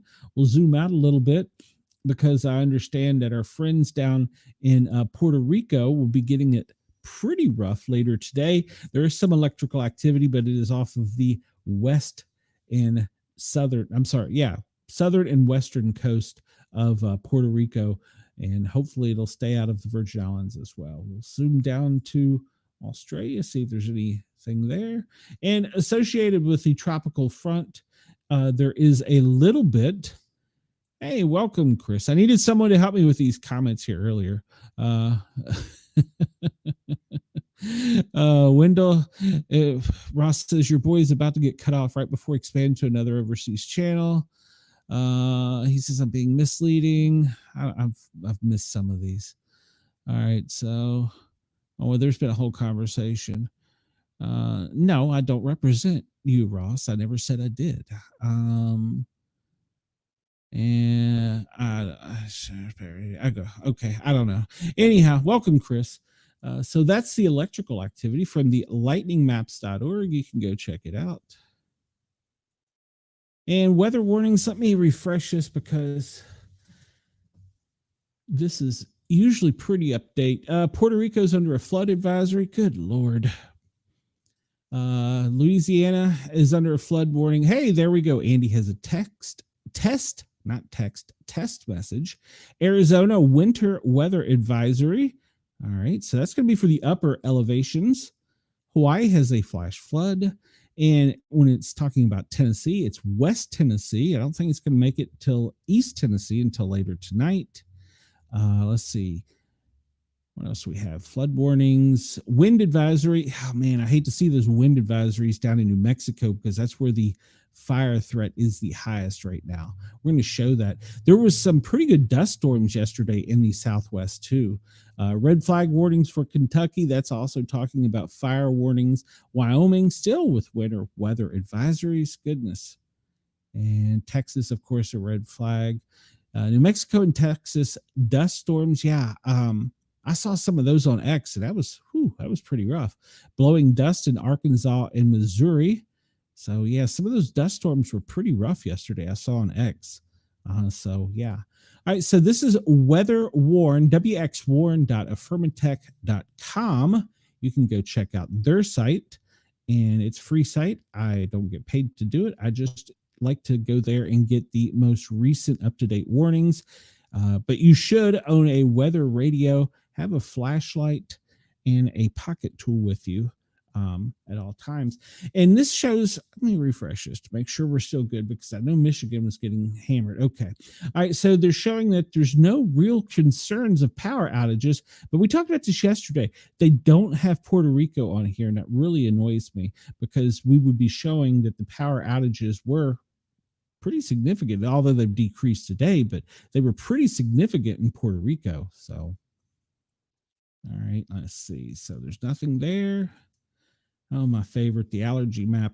I went out a little bit last night. It wasn't as bad, but it's still pretty nasty, pretty much from Southwest Virginia, all of North Carolina, Tennessee, and Kentucky, extending over into Arkansas. And yeah, Arkansas, a little bit of, no, not really, pretty much Arkansas. And then in that dry area where the fire zone or fire weather is high today for allergies, tree pollen. Let's see, the aches and pains map, pretty much. Yes, I am. No, thank you. Looks like the aches and pains are up in New England area. Well, it's not going to be good for them with the Boston Marathon, and kind of in the Northwest region, and down in the Four Corners for the aches and pains. I need to find a button to go back without minimizing the screen. The grass pollen map shows, this is all from the Weather Channel, shows pretty much the same. It's orange here through the Southwest Virginia, North Carolina, all of Tennessee, but down further south, pretty much from the tip of Texas all the way across Alabama, Georgia, North Carolina into Florida is horrible, and then down into the lower part of Florida, it's not that bad. But the grass pollen is starting here in the south, and it's always fun. All right, let's see. Was that the only maps on here? Yeah. All right. This is our current airflow. I'll refresh it again to make sure it hasn't changed. This comes to us from airnow.gov. And it shows the air quality. And if we look pretty much east of the Mississippi, there's very few, well, all of Texas and then east of Mississippi, with the exception of maybe upstate New York, actually probably Pennsylvania, New York, and to further up into New England is not that bad, but pretty much east of the Mississippi, it's moderate breathing conditions today for the air. And if we zoom in here on Colorado, Grand Junction over to Colorado Springs, looks like it's pretty significant. I'm going to bet when we get to the fire map, we see a fire there. And we'll go down here to the tip of New Mexico and Texas, right at the California-Mexico border. There's probably a fire down there that's causing some significant unhealthy air. So, but today is an unhealthy air day pretty much for the entire east side of the country. With the winds shifting, we showed earlier the winds were going from the south to the northeast. That'll probably all shift up through the Appalachian Mountains into New England. All right, this is the fire map, and this is, I show this map because it gives you more detailed numbers, but it doesn't show you the actual where the fires are growing to. So like they're still fighting a fire over in the Appalachians. This is a newer one, B Rock. It is currently 300 acres. Rattlesnake is 26% contained in 1843 acres. North Carolina's had their rash of fires here for the past couple of days on the east side of the Appalachians. Most of these down in Texas are prescribed burns. What were we talking about? We're talking about Colorado. Yep. 128 acres. It's 100% contained in Colorado and Turkey Track. And then, of course, they have a lot of prescribed burns going on there. Down here in the Four Corners, these are all prescribed burns. And that one's 100% contained and a prescribed burn. So, yeah. Most of these in Texas are prescribed burns. Through the center of the part of the country right now, it's kind of a wet time. Most of these to the west, especially on the east side of the Rockies, are all prescribed. I won't say all, but most are prescribed burns, and some of these in California are prescribed burns as well. So it's good to see prescribed burns. We'll go over here. This is the NASA U.S. forestry map. I like this one because it gives us not only the scale, it gives us the warning, and we get these little red dots. Let's see, wow, look at this. I missed a lot. Yeah. They don't like me. So it is what it is. Sometimes. Let's see here. That whole fire weather warning area, pretty much all of New Mexico, half of Texas. If you're in that area from the Four Corners to the east, it's really a bad time right now with the dry weather. These little red dots indicate fires that have been reported or seen by satellite. Doesn't necessarily represent one that is burning, because we see there are several around East Tennessee where I am right now. Where's that one? It doesn't really say. Okay, Copper Ridge. That one's that could be a brush fire. What we have down here in Knoxville, this is probably Sharps Ridge. They've been working on that one for a while. Down in West Knoxville, I don't know what would be burning down there, but yeah, you see these little ones, but the bigger fires are the ones indicated by the size of the blaze, and you can get more data on them. Specific information it shows on the fire, but right now the largest fires that are burning are still on the east side of the Appalachia. Down in Florida, I believe these are prescribed burns. The Juniper Swamp, I believe these, I had to go back and look at the other map, but I believe these are prescribed burns with the exception of one down in South Florida. And it's 300 and I'm sorry, it's only 340 acres, and it doesn't say it's contained any, but I thought they had it contained. The one to the south of, to the north of Orlando was a controlled burn. We looked at that one earlier. So, all right, there's that map.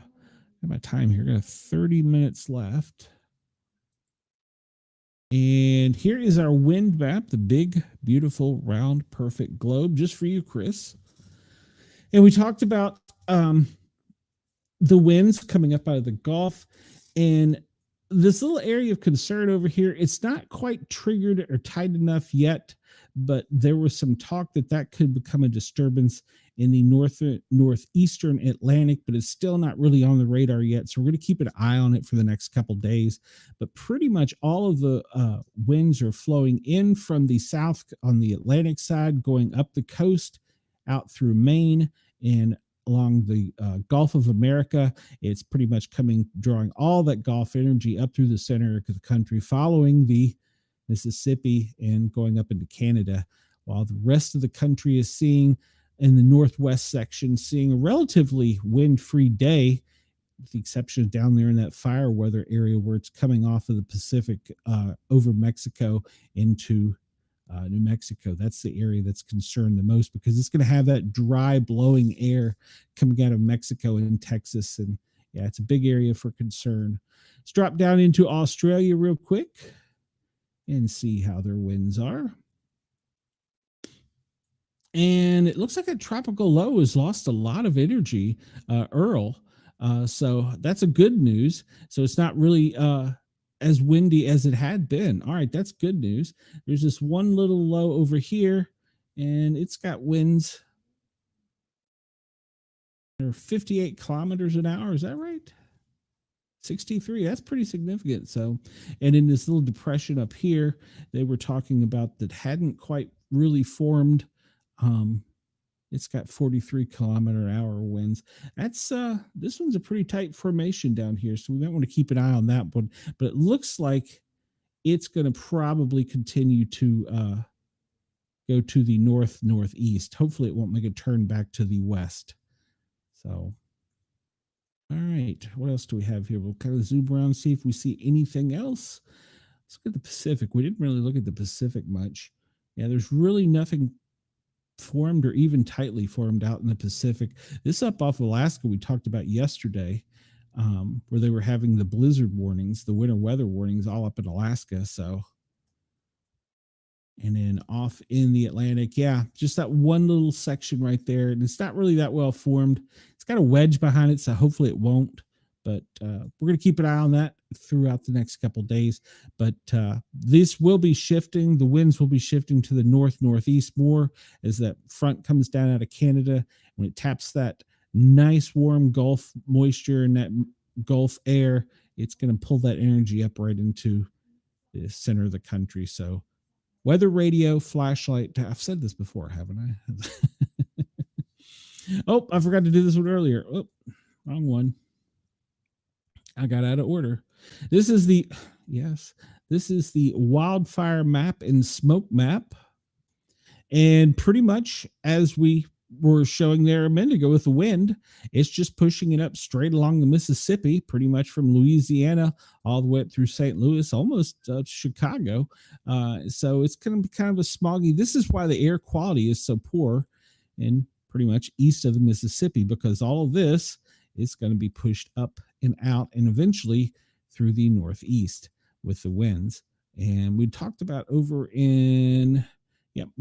there was over in Colorado, the reason that the air quality was so bad in that one section was probably because of a wildfire, and that looks to be the case. And that's pretty much down in Florida, mostly in the Panhandle. Going northeast is where the smoke is. So pretty much just north of Tampa, skirting over across and out through Jacksonville, and the rest of the Panhandle to the west, up through the country. And that's that poor breathing quality air we talked about earlier. So this is our space weather aurora map. And areas that they are concerned about were, like we talked about, not really affecting the United States so much. Out in the Atlantic, it'll affect GPS for air navigation in probably a pretty wide swath, but it's not going to affect the states too much, other than the GPS out off in the Atlantic when we're looking at it. The chance for seeing the northern lights this weekend, probably pretty slim in the lower states. Maybe it swipes back around here, maybe a bit up into the New England region. No, not even really in the New England region. So we lost our chance after Wednesday on that one. And it didn't make it as far south as I was hoping. I checked it right beforehand, hoping I was going to go out and see it. Last time I had a chance to see it, in Atlanta, there's just no way of seeing it. Chris says, I missed the Columbus, Ohio map. I hope everything there is okay. Yeah, everything looked to be okay in Ohio. So we have a new hazard created while we're live. Let's see, a flood warning in Hawaii. Okay. All right. This is the disaster alert map. And I'll only show you this because we talk about all the others, but because this puts it in more of a graphical display. I like the pretty colors. But you can come onto this website and it will show you a more graphical display, and you can pull up each individual one and see, like, landslide, Sequoia in Sierra Nevada. That's interesting. We hadn't talked about that one. So yeah, landslide. Phoenix is probably going to be the drought, and up here in the Wyoming region, it's going to be the snow. In Colorado, the same thing, winter storm, all that in the higher elevations. New Mexico, high wind, where that right there in that area is going to be an area of concern. Oklahoma, they've still had a few wildfires. It's not as bad. Of course, over on the east side of the Appalachians, where it's the worst. And let's see, down in Florida, just the one wildfire. No, that's in Georgia, Thomasville. I think that one was contained. And up in the Northeast, nothing. We'll go up to Alaska because I've ignored them so much. They've got the winter storm off of the northern coast and landslides on the southern coast. Alaska has some really strange weather. Is that a volcano? No, it's an avalanche. Nope, landslide. So that was because of all the blizzard warnings from yesterday. If you remember yesterday, we looked and they had some extreme weather coming. Go down to that's Dominican, Puerto Rico. Nothing but you can see the earthquakes. That reminds me. Let's go zoom in on Texas and see, because Texas had those cluster or swarm earthquakes. We'll show that here in a minute. And there was quite a few of them. Yeah, it is the land of extremes. One side it's a blizzard, the other side you're getting landslides, mudslides. So yeah, you're right, Chris. And we'll refresh this in case I've missed something while I've been on the air. And earthquakes, the most recent one being in Chile, Indonesia, and in offshores. And the cyclone we talked about, Earl, or is it Errol or Earl? It is now a tropical depression. Flooding in Nigeria. And then let's see, droughts in Ethiopia, forest fire. They're not showing any volcanic activity, but if I recall correctly, we'll look over here in just a second. I thought there had been. This doesn't really show because this is only 2.5 plus magnitude, but Texas has had several, like we talked about. Were they called clusters or swarms yesterday, Chris? But there were several different earthquakes that they thought might be by fracking. I don't know if that was the author's opinion or if that was fact, but there have been several swarms of small earthquakes in Texas. I still think it's the aliens. The aliens are trying to come out. All right, so this is the interactive map, earthquake and volcanic activity, and you can see the most recent stuff has been out in Indonesia, in Japan, in the South Pacific, Bay of New Zealand, British Columbia 21 hours ago had an earthquake. I wish I could. Oh, I can, but I can't zoom in. We see all of the off of Papua New Guinea, all the earthquakes and volcanic activity there. Nothing really affecting. It looks as though Australia, down New Zealand, they've had several small. Well, they're not small. They're 4.0, 5.0 earthquakes in New Zealand, and in Tonga they had a 4.9. But this once again doesn't really show us anything because it's greater or less than 2.0. There was one in the ridge 19 hours ago between the continents that was 4.6. When I say the continents, I mean the East and the West, UK and the US. And then, is that volcanic activity? No, it doesn't. You can't do anything with it. Didn't Pele volcano. Okay, so, but they're not active. All right, so, but this one is active down here in the South Sandwich Islands. I've never heard of the South Sandwich Islands. And Alaska has got, they got volcanic activity as well, Chris. So, yeah, you just never know. All right, so that is your update there. I missed something. I know I missed something.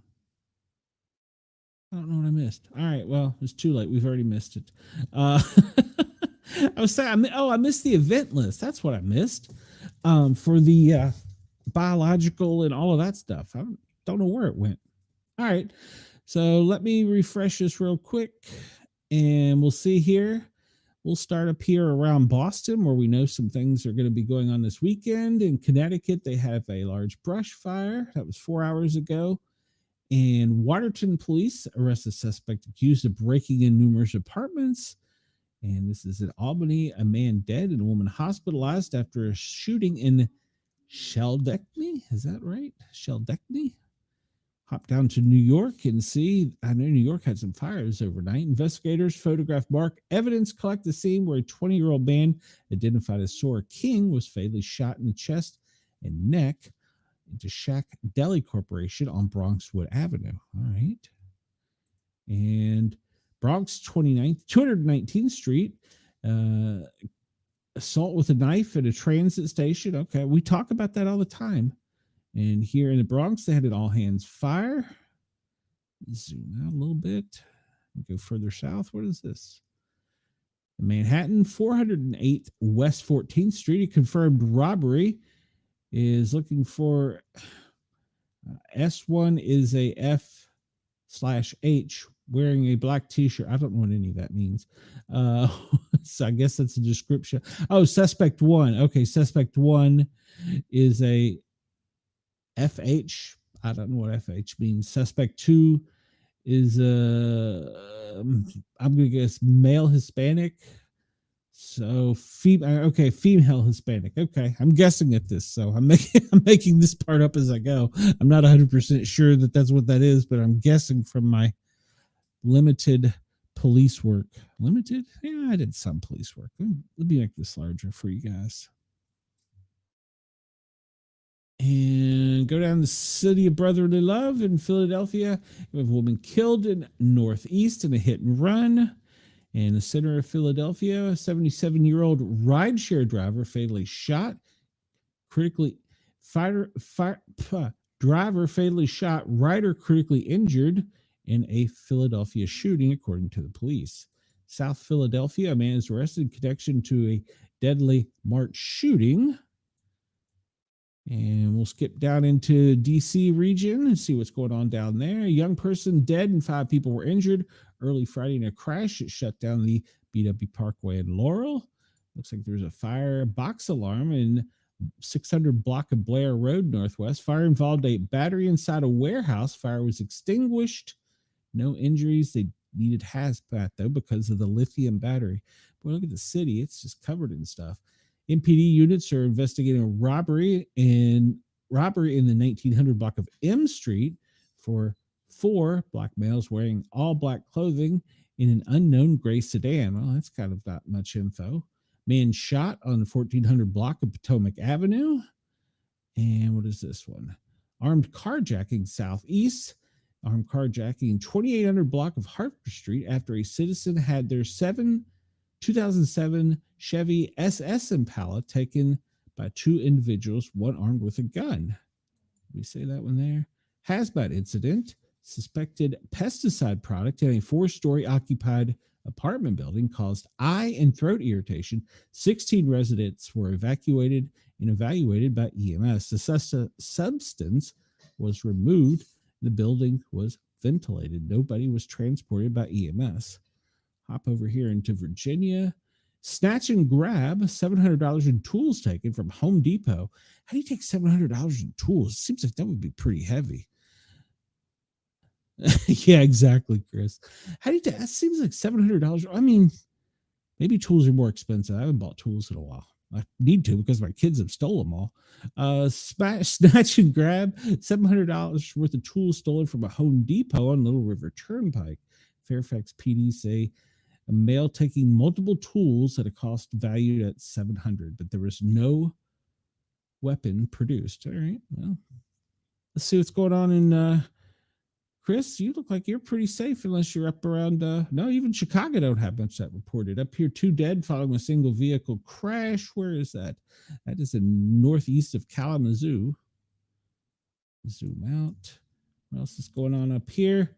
Dwelling fire, squad 1 on scene reporting single fire in Ferguson Street at St. Martin's. Call for the box. Fill the box is what they always say. Okay, so it was a house fire burning. That was in Detroit. Also in Detroit, 1 person dead, another injured in the aftermath of wrong way driving on Interstate 94. Columbus, 1 person is dead and another injured after a shooting in South Columbus early on Friday morning. And Winston-Salem, a man is dead in an apartment complex shooting. What is this over in Winston-Salem? And police investigating video of a child being beaten after receiving a tip. Goodness. Charlotte, homicide in South Charlotte.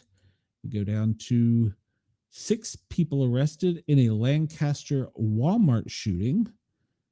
6 suspects arrested. Wow. All right. That's a lot of people. At least 1 dead after school bus overturns in South Carolina. I read about that. That was bad. Why do we not have seatbelts? $700 is a hammer at Lowe's. Why do we not have seatbelts on the school buses yet? Investigation underway after a woman found injured on the side of the upstate highway. That was in South Carolina. For any of my Australian fans, do your school buses there, do you have seatbelts? It seems like that would be an important thing to have. 82-year-old man killed in a Chilton County crash. In Tallahassee, FSU shooting, we talked about that. 2 dead, 6 hurt. They got the suspect.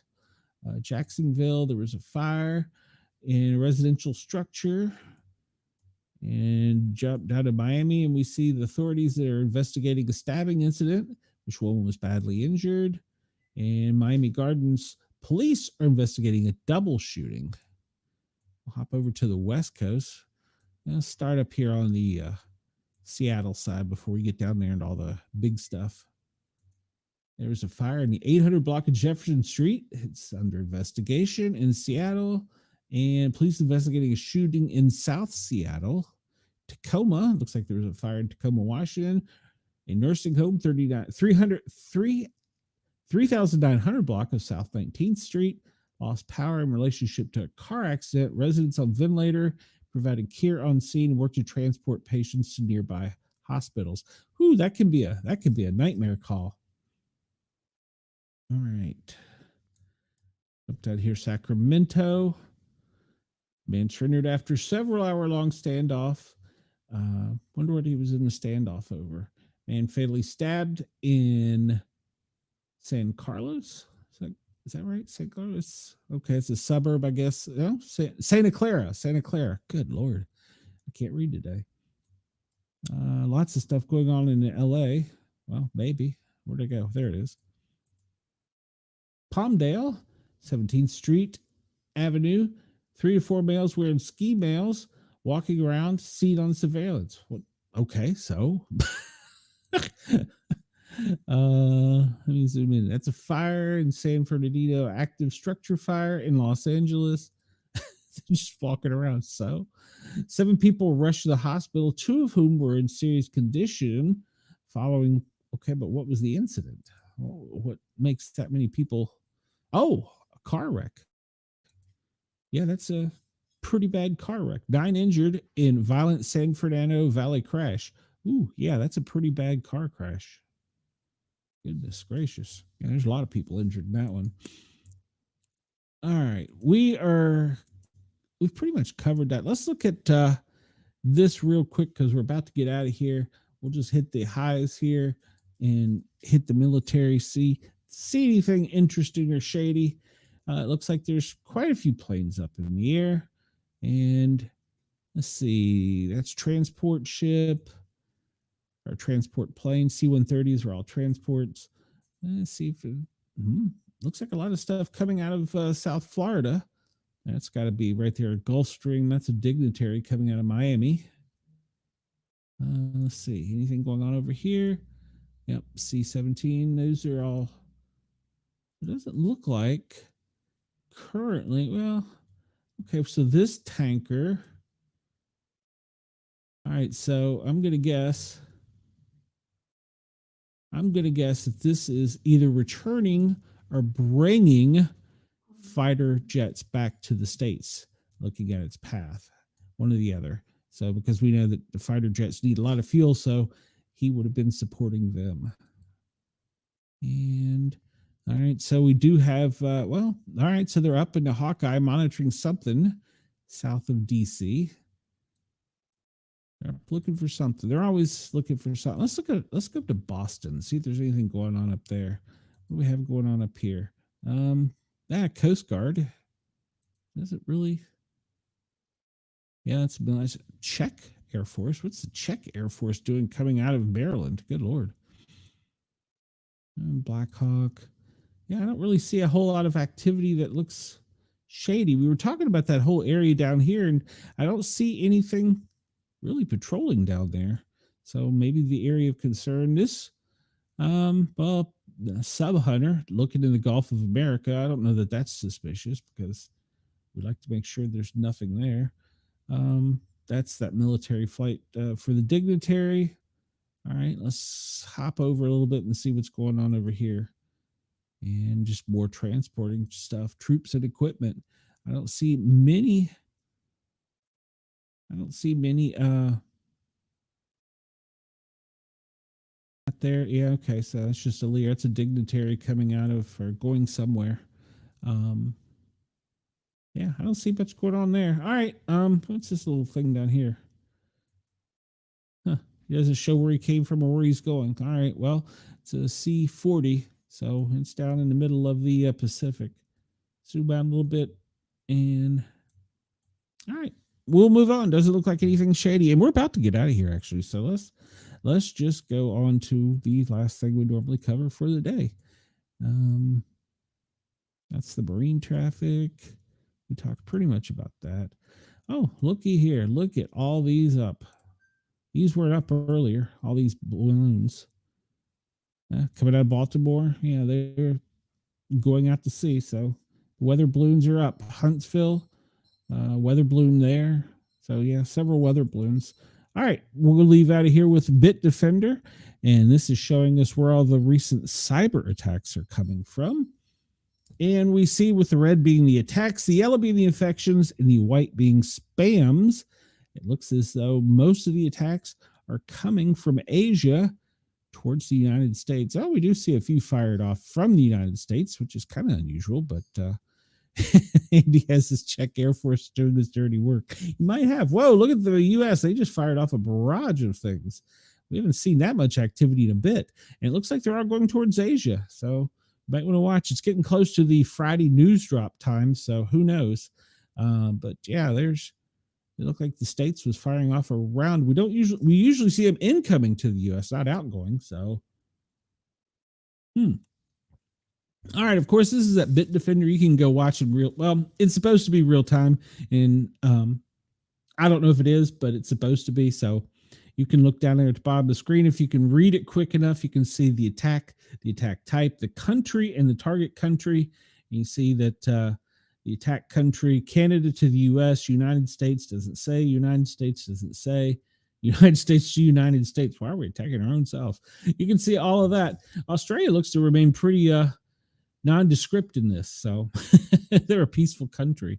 All right, everybody, I want to thank everybody at Radio X. Next up, we have David Breckmeyer on Radio X in Australia, and Jurg's Radio and Rainbow Radio. I want to thank them for allowing us to let me tickle your ears, your inner ears. And of course, I will be back on Monday, and I also am on the Thin on Rock Station Tuesdays and Thursdays, noon Eastern to 2 p.m. Eastern, playing rock and roll, a little disco. You never know what you're going to get with me. Sometimes I was in a country mood last week, so it just depends on the mood, I guess. Spinning some records, I'm over there. And of course, every Wednesday night we have on YouTube, on the Para Are Normal, 3 different words, guys, plural, well, with a Z. On YouTube, we have the Para Are Normal Guys show. This upcoming Wednesday night, we have several comic book artists and authors. So I'm going to turn Jurg's Radio back over to them, if I can find the button to do so. And I'm going to let Rainbow Radio have David Breckmeyer. Thank you for allowing us to come into your ears. Please come over and find us at the Para Are Normal Guys with a Z on YouTube, and hit that subscribe button. If you want to send me some email, sportcat@protonmail.com. Everybody have a great weekend. I will see you next week. Sportcat is out.